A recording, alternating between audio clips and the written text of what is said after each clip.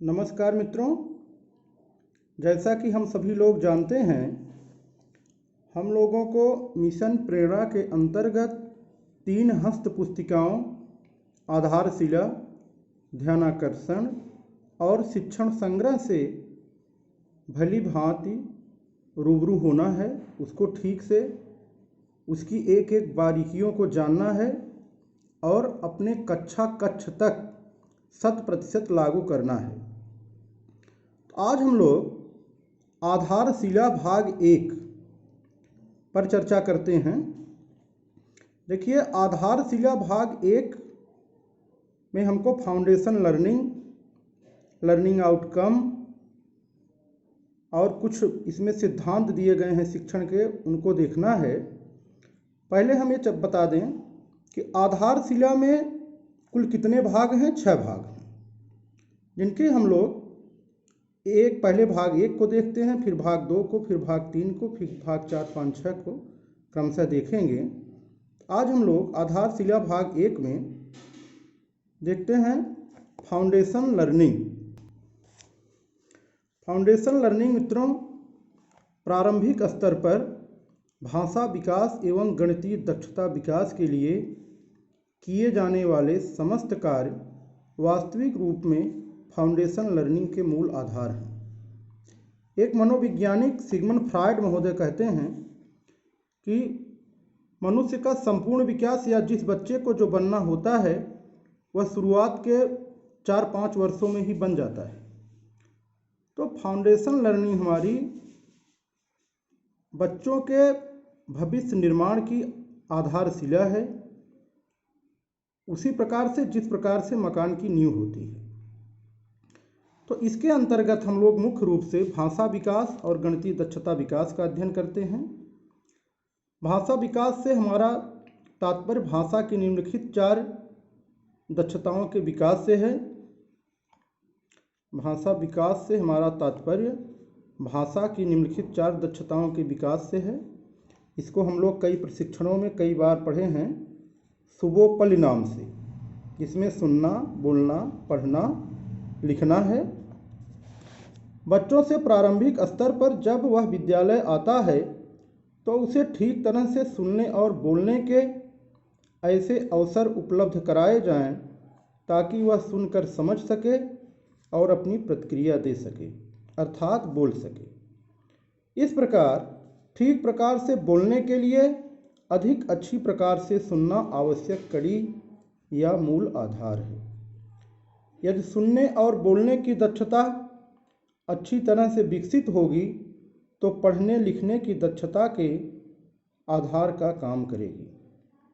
तात्पर्य ये है, ठीक प्रकार से बोलने के लिए अच्छी प्रकार सुनना और ठीक प्रकार से पढ़ने लिखने के लिए अच्छी तरह से सुनना और बोलना आवश्यक होता है, वह आधार का काम करता है। अब हम देखते हैं गणितीय दक्षता विकास। गणितीय दक्षता विकास की मित्रों, ये 6 गणितीय दक्षताएं बच्चों के अंदर प्रारंभिक स्तर पर विकसित होनी चाहिए, जिसमें संख्यापूर्ण अवधारणाएं हैं। संख्यापूर्ण अवधारणाओं से तात्पर्य है गिनना, दूर पास, कम ज़्यादा, छोटा बड़ा आदि का ज्ञान। इनके अलावा अगर बच्चा वर्गीकरण कर लेता है, समूहीकरण कर लेता है, पैटर्नों को समझ लेता है, तो संख्या बोध और गणितीय संक्रियाओं में भी वो सक्षम हो जाता है। उसके बाद मापन है, ज्यामितीय आकृतियों की समझ है, एक्सपीरियंस विथ सॉलिड ऑब्जेक्ट, अभी हम लोग ELPS आगे देखते हैं। अपने आसपास की चीज़ों को गणित के नज़रिए से देखना।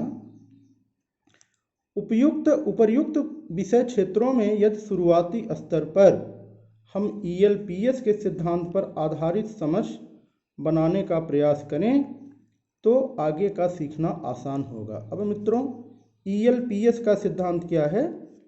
E है experience with solid objects, L है लैंग्वेज, P है पिक्चर और S है सिंबल्स। इसके बाद मित्रों, ये रहा हमारा प्रारंभिक स्तर पर फाउंडेशन लर्निंग के अंतर्गत भाषा विकास और गणितीय दक्षता विकास। अब इसके अंतर्गत बच्चों में और अध्यापक में फाउंडेशन लर्निंग से कुछ परिवर्तन होते हैं। बच्चों के परिप्रेक्ष्य में देखिए ये परिवर्तन है, भाषा की मूल दक्षताओं को विकसित करने के उपायों को जान सकेंगे। ये शिक्षक का है, शिक्षकों के परिप्रेक्ष्य में ही देखते हैं हम लोग। पहले भाषा की मूल दक्षताओं को विकसित करने के उपाय को जान सकेंगे, गणितीय दक्षताओं एवं उनको विकसित करने के तरीकों को समझ सकेंगे, विकसित समझ एवं कौशलों का शिक्षण में उपयोग कर सकेंगे। ये शिक्षक के परिप्रेक्ष्य में फाउंडेशन लर्निंग का प्रभाव है। बच्चों के परिप्रेक्ष्य में देखते हैं हम फाउंडेशन लर्निंग का क्या प्रभाव है। भाषा एवं गणित की बुनियादी समझ विकसित होगी। अन्य विषयों के सीखने में यह समझ आधार या नींव का काम करेगी। विषयगत विकास के साथ साथ कार्य एवं व्यवहार में सकारात्मक परिवर्तन दिखेगा। मानवीय मूल्यों यथा एक दूसरे का सहयोग, संवेदनशीलता, सामूहिक जिम्मेवारी का भावनात्मक एवं क्रियात्मक विकास होगा। इसके बाद मित्रों हम लोग देखते हैं कि आधारशिला में मुख्य जो सिद्धांत अपनाया गया है प्रारंभिक कक्षाओं में बच्चों को विशेष करके 1 और 2 के लिए, ERAC का सिद्धांत बच्चों के सीखने की प्रक्रिया पर केंद्रित है। ERAC क्या है? E है experience, R reflection, A application, C consolidation. अब E क्या है? एक्सपीरियंस अनुभव, R क्या है? रिफ्लेक्शन चिंतन और विश्लेषण, ये क्या है? एप्लीकेशन अनुप्रयोग, C क्या है? कंसोलिडेशन निष्कर्ष या समेटना। इसी तरह से हमारी जो दूसरी पुस्तिका ध्यानाकर्षण में है उसका भी जिक्र करते हैं। उसमें शिक्षण अधिगम चक्र का सिद्धांत दिया गया है। शिक्षण अधिगम चक्र का सिद्धांत में पहले हम लोग रोचक प्रस्तावना प्रस्तुत करेंगे, फिर अभ्यास, फिर आकलन, इंट्रोडक्शन, प्रैक्टिस और असेसमेंट। क्या क्या? रोचक प्रस्तावना, अभ्यास और आकलन। ये हमारा ध्यानाकर्षण पुस्तिका में शिक्षण अधिगम चक्र है। इसके बाद इस भाग में हम लोग देखते हैं लर्निंग आउटकम। मित्रों लर्निंग आउटकम को हम लोग, बड़ा चर्चित शब्द है लर्निंग आउटकम, इसको हम लोग अन्य नामों से जानते हैं। सीखने का प्रतिफल, सीखने संबंधी परिणाम, शिक्षण अधिगम परिणाम, अपेक्षित दक्षताएं। वास्तव में लर्निंग आउटकम से आशय उन परिणामों या दक्षताओं से है जो किसी कक्षा में अध्ययनरत विद्यार्थियों को उनके निर्धारित पाठ्यक्रम के अनुरूप अपेक्षित दक्षताओं के प्राप्त होने पर परिलक्षित होते हैं। ये है हमारा लर्निंग आउटकम। यह एक परिणाम आधारित लक्ष्य है जो कि बच्चों की प्रगति का आकलन गुणात्मक तथा मात्रात्मक मीन संख्यात्मक रूप से करने हेतु अवलोकन बिंदु प्रदान करता है। तो लर्निंग आउटकम क्या है? हमारा परिणाम आधारित लक्ष्य है।